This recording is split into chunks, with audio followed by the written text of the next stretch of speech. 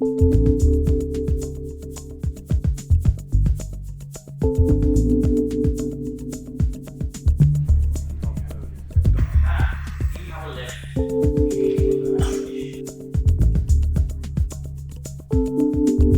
got drawn in on sort of into the subject about what happens after the fire, and I just want to share some experience with you.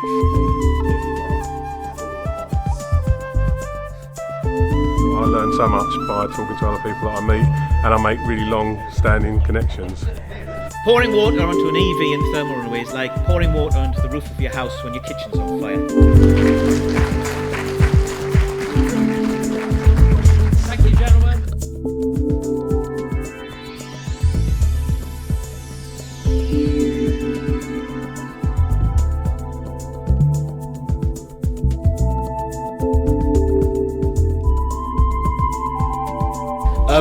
Look, my name's Ollie. I'm here today, thank you, Russ.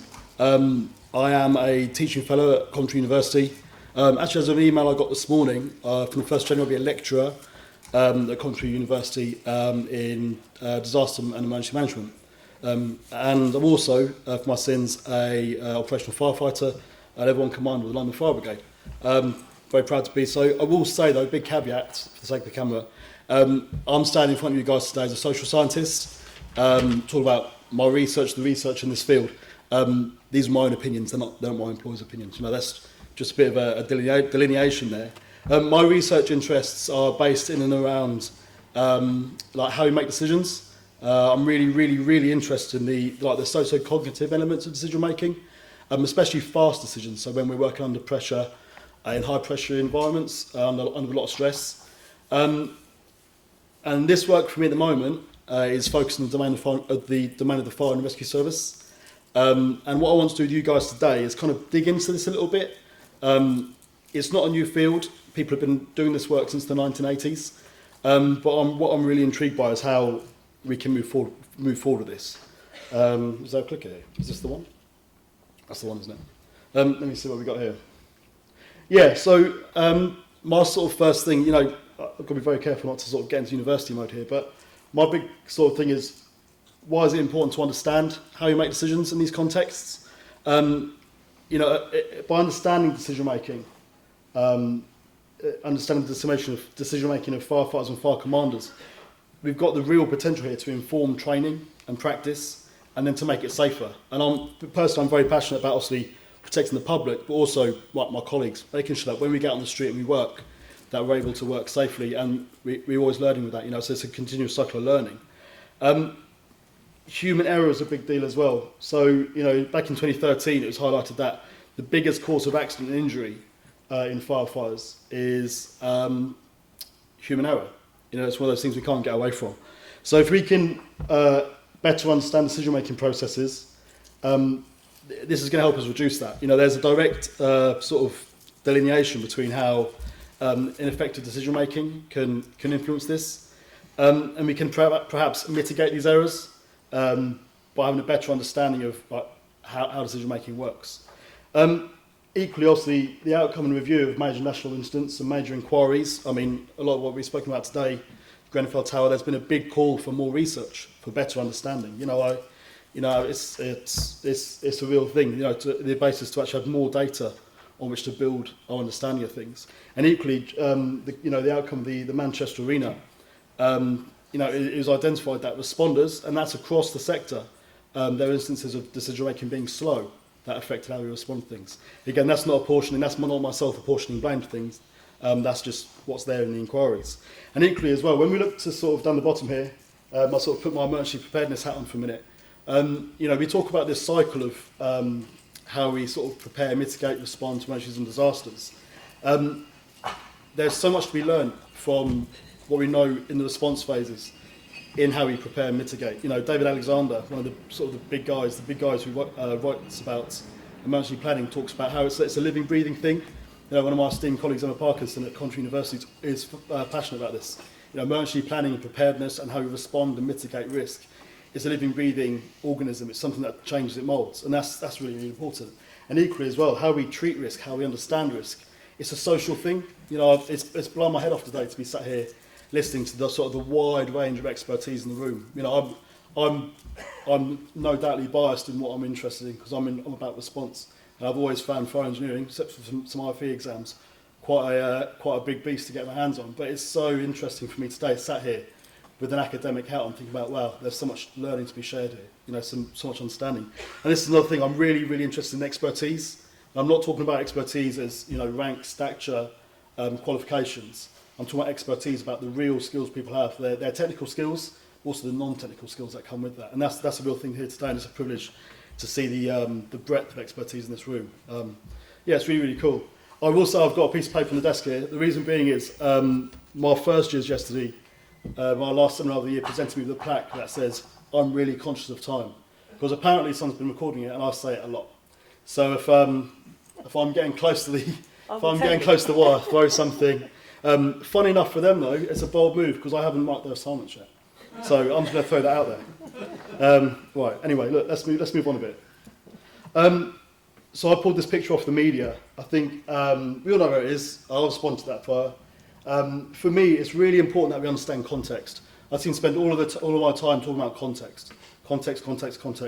And today, when we're talking about decision making in terms of firefighters, fire crews, fire commanders, it's really important to take context into this. You know, I know how I felt at 3 o'clock in the morning reading the foot-long tip sheet that came out of the computer with my crew. The text I sent home saying we'd be home late, that kind of stuff. But you know, when we look at that scenario, it's not a simple context for decision making. You know, it's high pressure. There's high stake decisions to be made. Very often we're confronted with inconvenient information, changing goals, evolving situations. You know, and organisational constraints as well.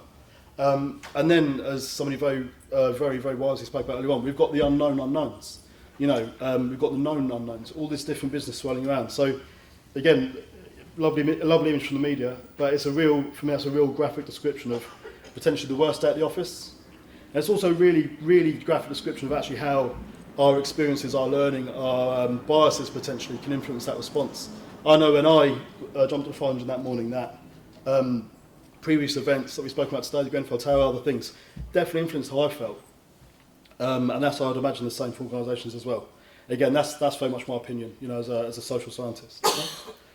What I want to talk to you about here is the idea that our understanding of the research and the behaviour of fire command decision making, it's been an evolution. It's an evolution that's going on still today.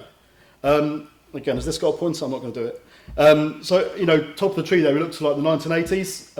An American psychologist, I'd say, Gary Klein, he's still living, breathing, and accessible via LinkedIn. Today, he produced a seminal work about understanding the decision making of firefighters in high stake environments.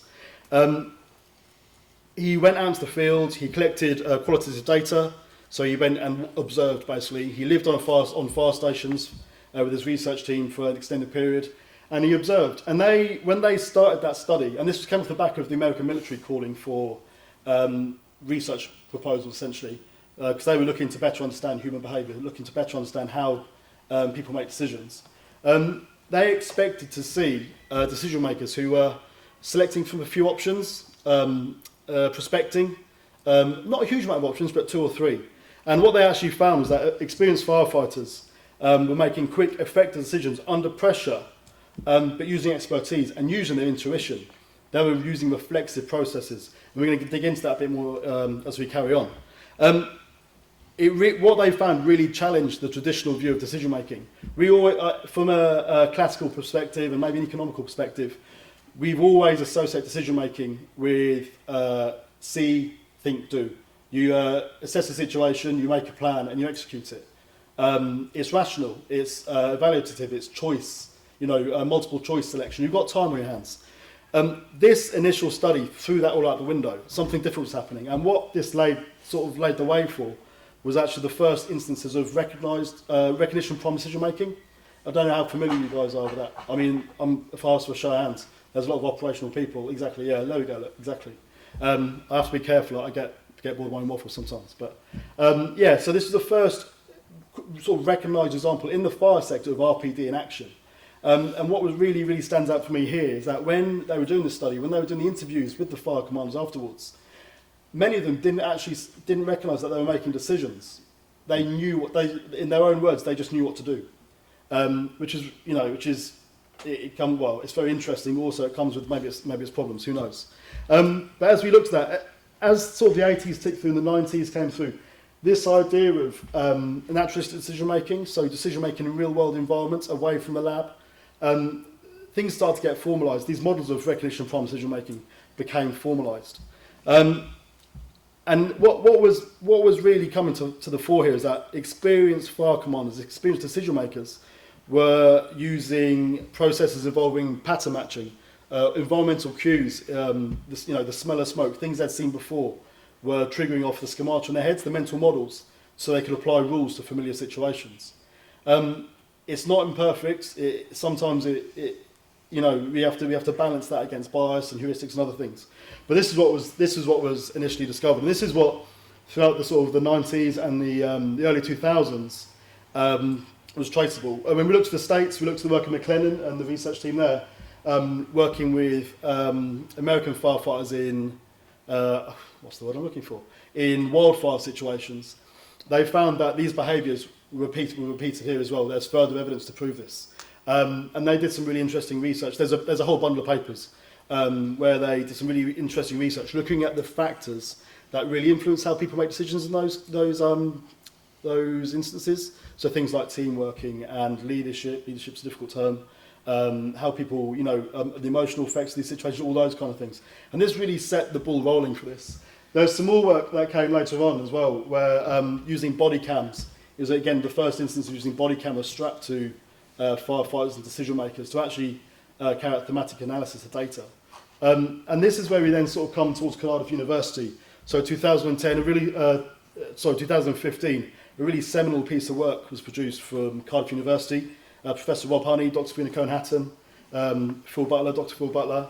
They went out onto the street and they strapped cameras to fire commanders, decision makers, and they gathered some phenomenal primary data of how these people were making decisions in the heat of the moment on the street. And this was fantastic, because what this did was straight away it showed us that there's a dual process on the go. We've got people making decisions sort of intuitively, reflexively, but also that there's analytical processes happening as well. And we're going to come on to that in a bit more detail in a moment. I'm just trying to give you a little bit of history here. They also did some fantastic work around looking at the paradox of what we call operational discretion. So we move outside of sort of where we move outside of policy. It's a weird situation because it's kind of rules when we have no rules.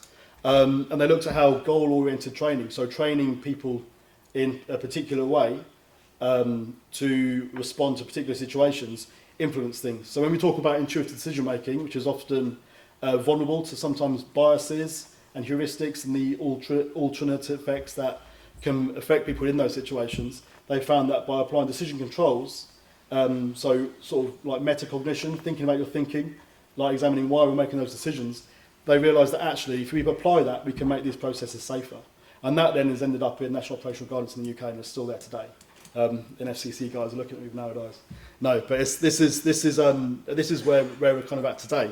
Again, this isn't an exhaustive list. We look to Catherine Lamb and the effective command system. Again, this is another behavioural marking system for working out how commanders and how decision makers are operating in terms of their non-technical skills. And there's a huge amount of data available from these systems. Equally, again, Cardiff and Dr. Phil Butler have come up with a THINKS model, which is another system for doing so. So what we've got here is what this is painting for us, and it's an evolving picture. Things are changing. This is a constantly evolving picture. Is that fire commanders and fire decision makers and people actually working in all of these high risk, high pressure situations are making decisions based off kind of a duality. What I've produced for you here is a kind of I need to put my words carefully here. It comes from a simple model decision making produced by Rona Flynn, 2008. And that's from a book called Safety at the Sharp End, a cracking book if you're interested in non-technical skills. What this trying represents here is how we make decisions in general. It's generally in kind of like normative theory and kind of like sort of across a wide range of industries.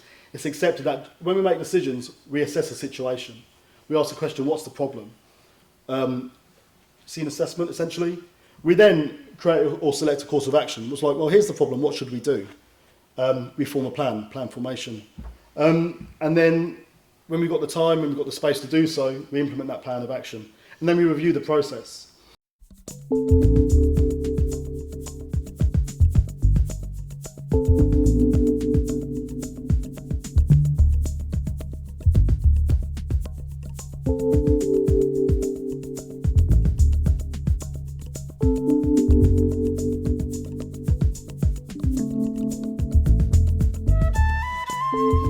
Daniel Kahneman, back in 2011, he came up with the idea of we have a system 1 and a system 2 brain. He was an American-Israeli psychologist. Very sadly passed away earlier this year, actually. He was involved in like the economics and sort of financial decision-making, that kind of stuff. That's the root of his sort of work. And he had this idea that we've got a system 1 brain, which is very intuitive, it's reactive, it's reflexive. It's quick, it takes mental shortcuts, which are generally safe. We also have a system 2 brain, which is very deliberative, it's analytical, it takes its time, it's thoughtful, and it's pretty reliable. It evaluates options. So you can see, when we look at decision making, these two worlds combine to have a system 1 and system 2, an intuitive and an analytical, a reflective process as it go. If you see here, again, I don't really sound from the screen, but this is very relevant when we talk about risk and time. So you think about fire commanders, firefighters, people making decisions in high risk, high octane situations. Risk and time are a huge actor on these people. When you've got plenty of time and risk is seen to be quite low, you've got time to be more analytical. Naturally, you've got time to be more analytical.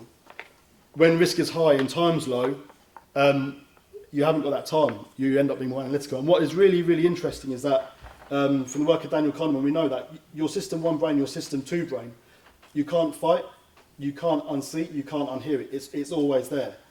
Now, I get a lot of stick with this, usually with other people, but if I was to say to you, what's 2 plus 2? No one shout it out, but the majority of people in this room, if not everybody, instinctively knew it's 4. It's one of those things that no matter how you try and fight it, you can't help it. That's your system 1 brain kicking in. If I said to you, fish and chips or eggs and bacon, I'd never ask these questions normally because someone will come back with a smart answer. But when you say those things, you intuitively know the answer.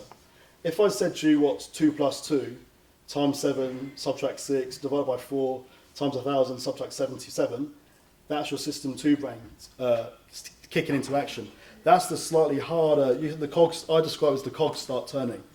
And that's kind of what's going on with the analytical brain, analytical decision making.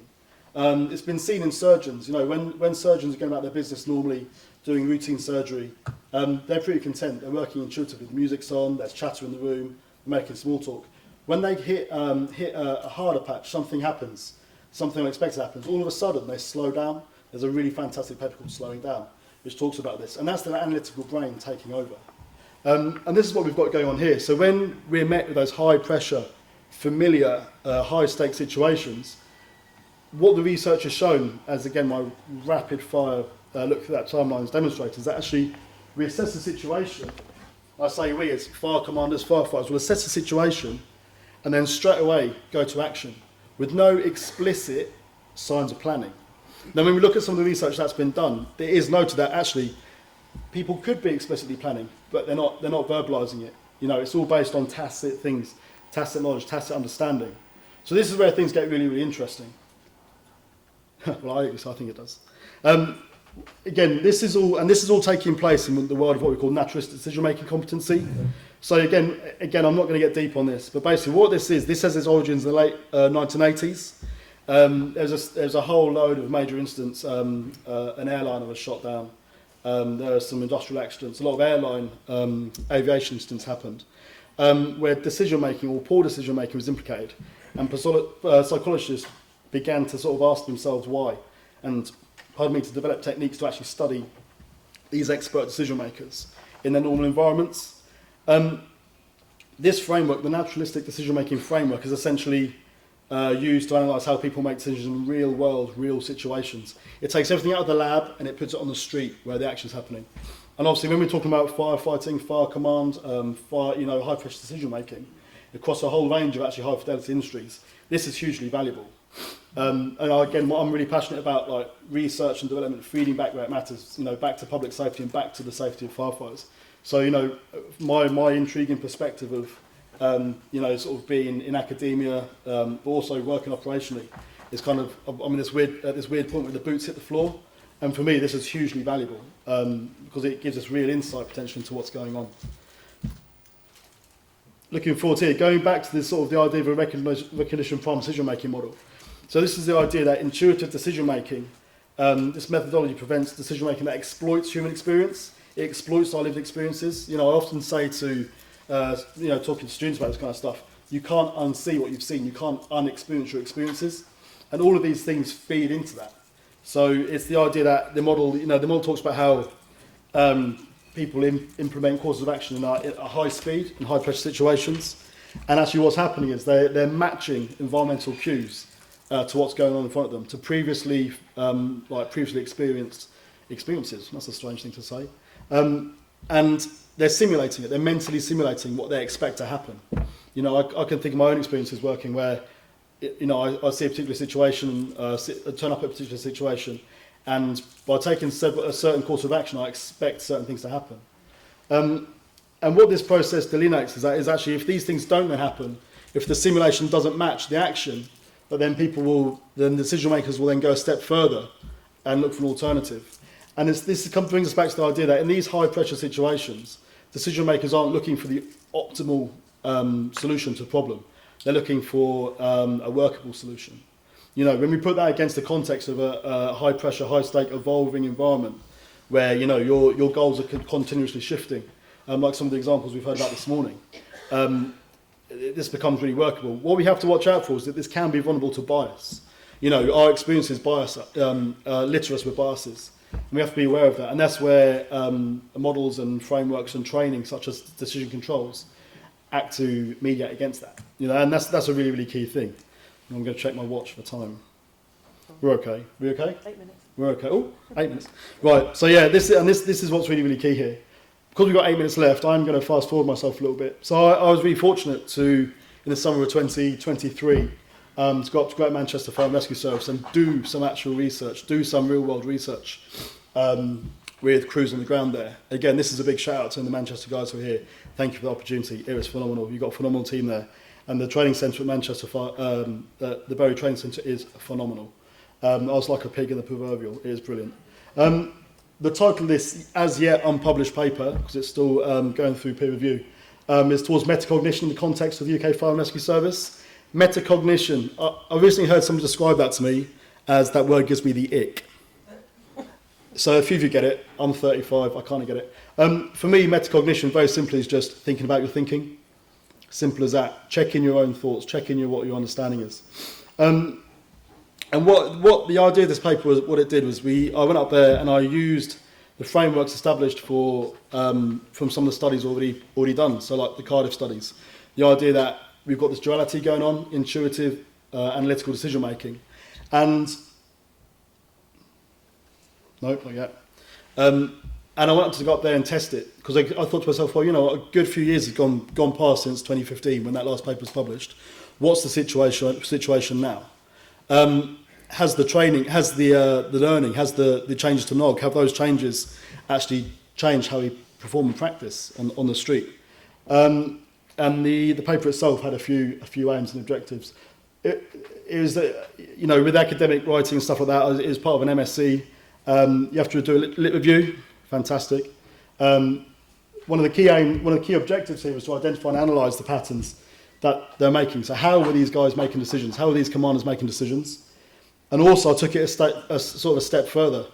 I was really interested in the effects of certainty state, so uncertainty, certainty, how does that affect decision making? And I was really, really interested in effectuistic. The effect of effect is your feelings. How do you feel? Happy or sad? Positive, negative. And it was phenomenal. I used these guys when they were. Actually, I'll hold off on that. So, what I did when I went up there, we had a group of novice fire commanders. Now, this is interesting because obviously we've spoken a lot today about expertise. How a lot of the decision-making practices that have been examined are really related to expertise. So this was a group of novice fire commanders. It was a very small study. It was a working paper, so it was a very small slither of things. And these were novice commanders. And what we found was that, what I found was that these commanders, when they were making decisions, they were making a lot of analytical decisions. And what was really interesting, they were actively verbalising their prospection for what to do. So we talked earlier on about time and how this is relevant to how we make decisions, time pressure, also incident timelines. What the trend was at the beginning of an incident, there was a lot of intuitive decision making going on. They were taking action without a lot of planning. However, there was actually a greater proportion as they moved through the incident of analytical planning and analytical decision making taking place. They were checking their thinking. They were verbalising their understanding of what was going on. They were verbalising their decision making. They were checking in with other firefighters. They're checking in with other commanders. This is what we've got. This is what we're doing. This looks like it's working. What do you think? Yep, it looks like it's working. It was really fascinating to see. Errors were made. That's human nature. But they were very, very quickly resolved because of these processes taking place. What was really interesting as well, so I'm very conscious of time, there you go, I've said it. Somewhere, someone's counting. I don't know who they are, but someone's counting. What was really interesting as well was that certainty state, so uncertainty and certainty, had a real effect on decision makers, obviously. The whole context for decision making in that sector is furnished by uncertainty. And it was found that in situations where uncertainty was high, when certainty was high, get your tongue in, and they felt good about it, sometimes you'd find examples of actually, instead of decisions being made, patterns are being followed, which really, really demonstrate the value of the fact that actually when we're making decisions in these circumstances, when we're working under pressure, working in high pressure situations, that there's huge value in metacognition, in applying decision controls, in thinking about your thinking. And this was what was really, really fascinating. As well, expertise here was shown to be a real key attribute. So again, it's like a false positive, like a double negative. These were not experienced fire commanders. I think between them all, they had a half a year's experience of fire command. But the average operational experience of these guys was something like 16 years. So they had the mental models, they had the mental pictures in their head to be able to deal with a lot of situations and to be able to get action flowing before they had a full picture of information. So the key findings from the study, and interestingly down here as well, what was at the bottom, I hope you can all see it, there's a little snippet of coding from when I did the thematic analysis.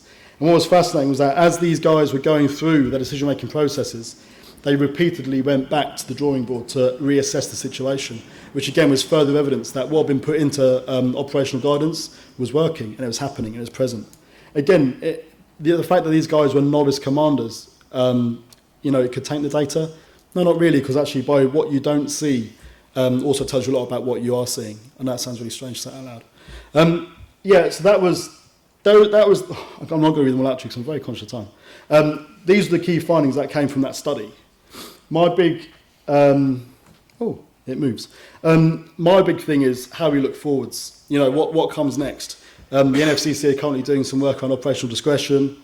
There's all kinds of interesting things happening in the context of decision inertia. There's some fantastic work being done at Liverpool University. How can we continue to inform training, inform development, inform operational planning and policy in a way that really positively influences what happens on the street? As well, how can a better understanding of expertise, and again, we're not talking about qualifications, and we're not talking about stature or rank or role. How can a better understanding of what real expertise looks like in these situations and how we develop that influence how we perform, how we train people? My big thing is, what's the way forward? I mean, for me personally, hopefully, an extended piece of research starting in April, begins with a P and ends with an H and a D. I want to really take a deep dive into this. And I suppose standing here at the moment, it's a bit of a shout out, a bit of a pitch. If anybody wants to be involved in that research, wants to contribute, wants to, organisationally be involved, that'd be phenomenal. How are we looking? Probably on 30 seconds. Oh, 30 seconds. Well, look, thank you very much for listening. I'm new to this, you probably can tell. Any questions, I'll be doing my best to answer them. Thanks very much.